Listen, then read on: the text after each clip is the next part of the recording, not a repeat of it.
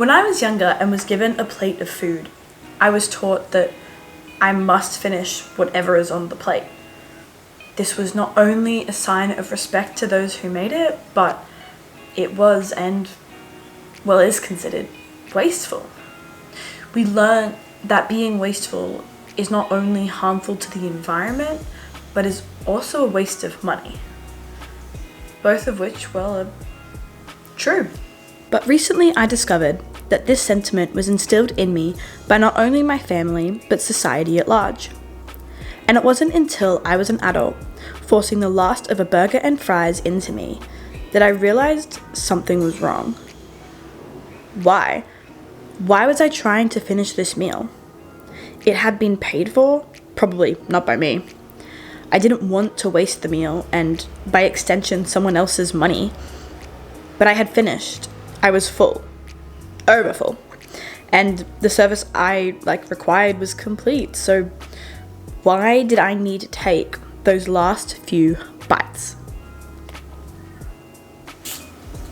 It took a while to dawn on me that the reason I was forcing myself to eat those last bites was because I didn't know when to stop.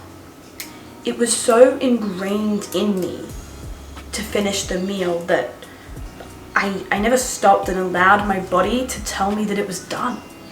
It's something that for the last couple of years I have been trying to correct, allowing myself to listen to my body, and if I don't want to continue, I tell myself it's okay. I don't have to finish. But it's hard because, technically, it is waste. Even though it's something that directly affects how my mind views food, I still consider it wasteful. So, it's a constant battle. But it did get me thinking, why is it so wasteful? What harm could it really do? Well, turns out, quite a lot. According to Clean Up Australia, 7.3 million tonnes of food are wasted in Australia every year, left to decompose, where it expels methane, a greenhouse gas, much worse than carbon dioxide.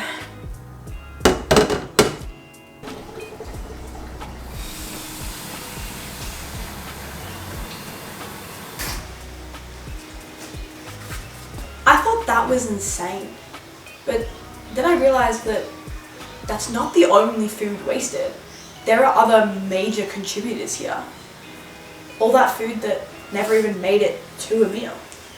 Meat, dairy that goes off, vegetables that get moldy, food that never even made it to market because they were thrown out at the farm, and all those things that sit in a pantry because, no one knows they're there.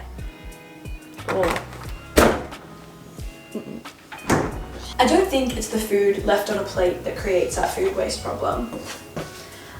I think it's all the food that was never made into a meal in the first place. Food waste is still a huge issue though, and I wanted to know what I could be doing to prevent it. Turns out, there are a lot of things.